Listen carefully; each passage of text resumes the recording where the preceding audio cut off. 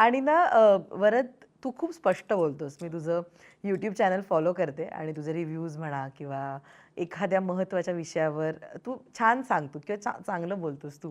पण अनेकदा आपलं स्पष्ट बोलणं हे आपल्या ना तोट्याचं पण ठरू शकतं. तुझ्या स्पष्ट वक्तेपणाचं म्हणा किंवा अ, पटकन रिॲक्ट बोलायचा एखाद्या मुद्द्यावर. याचा कधी तुला तोटा झालाय किंवा हे नव्हतं बोलायला पाहिजे असं कधी झालंय तुला?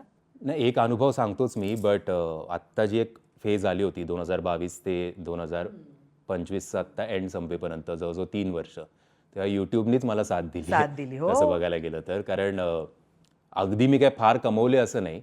बट जेव्हा आपण घरी बसून असतो तेव्हा निगेटिव्ह थॉट्स खूप येतात आपल्या डोक्यात. निगेटिव्हच पहिले येतात. पहिले येतात. हां.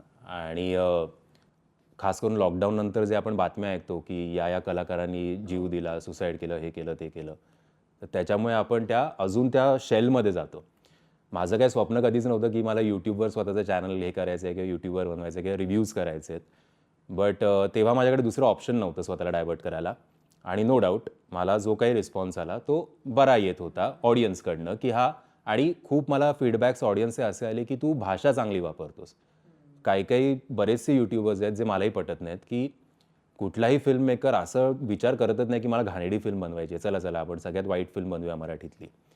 आता नाही काही गोष्टी एक्झिक्यूट होत. तर नाही ती आणि बजेटचे तर खूप इश्यू असतात आपल्याकडे. त्यामुळे नाही होत त्या गोष्टी. पण जी भाषा रोस्टिंग जे हल्ली आलंय किंवा शिवीगाळ करून बोलणं लेजेंडरी ॲक्टर्सना, ते मी कधीच वापरलं नाही. तर ते लोकांना काय पटतं. काय त्याच्यामुळे बोर पण होतात. कारण त्यांना असं अपेक्षा असते की हा काहीतरी रोस्ट मसाला करेल. असावा. हां, पण हां. ते नसतो माझ्या ह्याच्यात. तर एक मोठे डिरेक्टर आहेत ते आणि त्यांचे लागोपाठ 4-5 सिनेमे तुफान चालले होते. आणि मी त्यांचं खूप कौतुक केलं आणि मला माझ्या सहकलाकाराकडनं कळलं होतं की त्यांच्या ग्रुपमध्ये माझे वारंवार शेअर होतात व्हिडिओज. आणि मग असं आलं की 1-2 सिनेमांच्या बाबतीत ना त्यांना माझं म्हणणं पटलं नाही. तर त्यांनी मला कॉल केला. आता याच्या 4-5 सिनेमांच्या वेळेला मी चांगलं बोललो होतो तेव्हा नव्हतं. नव्हता केला. 1-2 जेव्हा पटलं तेव्हा केलं. तर मी सगळं ऐकून घेतलं त्यांचं. कारण त्यांचं सिनियरिटीचा पण मान ठेवायला पाहिजे आणि हे ते. तर मी त्यांना बोललो, "सर सगळं ॲक्सेप्टेड आहे तुम्ही जे बोलताय ते. फक्त माझी एक रिक्वेस्ट आहे, ती बोलू का?" ते बोलले, "हां, बोल ना." म्हणजे ते नॉर्मल भाषेतच बोलल्या. ते पण असं काही कुठलं ॲरोगंटली नाही.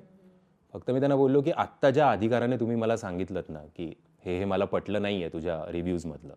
याच्या आधी भरपूर वेळा मी तुमच्या सिनेमांचं कौतुक केलं. तेव्हा एकदा पण तुम्हाला का नाही वाटलं, की ते याला साधा मेसेज करूया, की थँक्स फॉर द सपोर्ट हे ते. किंवा तुमच्या अनेक सहकलाकारांनी माझे Instagramवर त्यांच्या पेजेसवर माझे रिव्ह्यूज टाकले.